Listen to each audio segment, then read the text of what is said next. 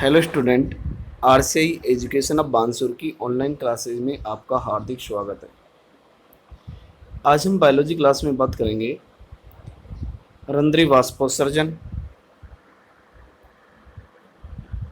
तो हम बात करते हैं रंध्रीय वाष्पोत्सर्जन क्या है। रंध्रीय वाष्पोत्सर्जन को समझने हेतु पर्ण व रंध्र की संरचना को समझना आवश्यक है। यानी पर्ण की संरचना आप 11th क्लास में पढ़ चुके हैं और आपको 11th में ही ये चैप्टर आपको पढ़ा दिया था। पर्ण की दोनों सतहों पर अधिचर्म या बाह्य त्वचा पाई जाती है। दोनों अधिचर्मों की मध्य का भाग पर्ण मध्योतक, जिसे मीजोफिल बोलते हैं, अर्थात मुख्य प्रकाश संश्लेषी भाग है, पर्ण मध्योतक कोशिकाएं होती हैं। पर्ण मध्योतक खंभ ऊतक व स्पंजी ऊतक में विभेदित होता है। अधिचर्म के ऊपर रंध्रों का पाया जाना प्रमुख लक्षण है। रंध्रों की उपस्थिति के आधार पर पत्तियां 3 प्रकार की होती हैं, जिनकी हम बात करेंगे। अधोरंध्री, हाइपोस्टोमेटिक। अधोरंध्री क्या है कि जब रंध्र पर्ण की निचली अधिचर्म पर, ध्यान रखें कि जब रंध्र पर्ण की निचली अधिचर्म पर उपस्थित होते हैं तो उन्हें अधोरंध्री कहते हैं। इन्हें सेब व शहतूत प्रकार भी कहते हैं। अधोरंध्री सेब है, संतरा है, अधिकांश द्विबीजपत्री पादपों में पाई जाती है। तो अधोरंध्री याद रखें निचली अधिचर्म पर उपस्थित होते हैं। उभयनी दोनों, ध्यान रखें। एम्पिस्टोमेटिक कि जब रंध्र पर्ण की दोनों अधिचर्मों पर, यह आप याद रखना है कि दोनों अधिचर्मों पर उपस्थित होते हैं, उन्हें उभयरंध्री बोलते हैं। इन्हें जैव मटर प्रकार भी कहते हैं। इनमें दोनों सतहों पर रंध्रों की संख्या लगभग क्या होती है, समान होती है। मक्का, जई, सभी घासें व अधिकांश द्विबीजपत्री पादपों में उभयरंध्री होती हैं।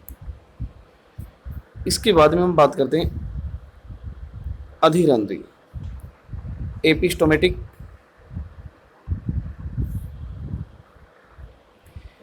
कि जब रंध्र पर्ण की ऊपरी अधिचर्म, ध्यान रखें, अधियानी ऊपरी अधिचर्म पर उपस्थित होते हैं, उन्हें अधिरंध्री कहते हैं। इन्हें कुमुदिनी या वाटर लिली प्रकार भी कहते हैं, याद रखें। इन्हें वाटर लिली प्रकार भी बोलेंगे।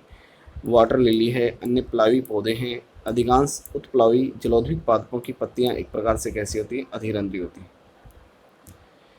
अब हम बात करते हैं रंध्र की संरचना, स्ट्रक्चर ऑफ स्टोमेटा। पर्ण की अधिचर्म के ऊपर अनेक छोटे छोटे छिद्र पाए जाते हैं, जिन्हें क्या कहा जाता है, रंध्र, जो आप 11th क्लास में पढ़ चुके हैं। रंध्र 2 वृत्ताकार द्वार कोशिकाओं से घिरी हुई अति सूक्ष्म संरचना है। प्रत्येक द्वार कोशिका की अंदर की भित्ति बाहरी भित्ति की तुलना में क्या होती है, मोटी होती है, जो डायग्राम में आप देखेंगे। ध्यान देंगे कि रंध्र है, रंध्र छिद्र है, और ये दो द्वार कोशिकाएं हैं, और इनके अंदर ये संरचना आप देख रहे हैं, इनको हरित लौक बोलेंगे, क्लोरोप्लास्ट। ये क्लोरोप्लास्ट है जो आप ये देख पा रहे हैं, और ये इसके अंदर क्या है, केंद्रक है। ये रंध्र छिद्र है और इसके अंदर क्या है, जल है।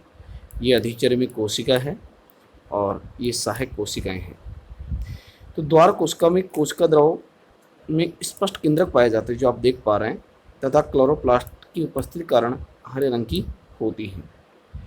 जब द्वार कोशिका स्फीत अवस्था में होती है, ध्यान रखिए, स्फीत यानी एक प्रकार से फुली अवस्था में होगी, तो रंध्र क्या होगा, खुला होगा, तथा स्लत अवस्था में रंध्र क्या होता है, बंद होता है। जब द्वार कोशिका स्फीत होती है, ध्यान रखें कि जब द्वार कोशिका क्या होगी, स्फीत होगी, स्फीत होती है, तो उस का स्फीत दाब बढ़ जाता है, जिससे द्वार कोशिका की भारी पतली भित्ति पर खिंचाव लगता है, जो द्वार कोशिका की आंतरिक भित्ति को बाहर की ओर खींचता है, जिससे रंध्र क्या हो जाते हैं, खुल जाते हैं, तथा द्वार कोशिका में स्फीत दाब कम होने से द्वार कोशिका स्लत होकर रंध्र क्या हो जाते हैं, बंद हो जाते हैं।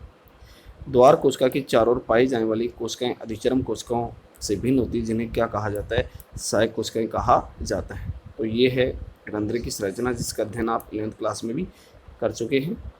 तो आज के लिए इतना ही। धन्यवाद।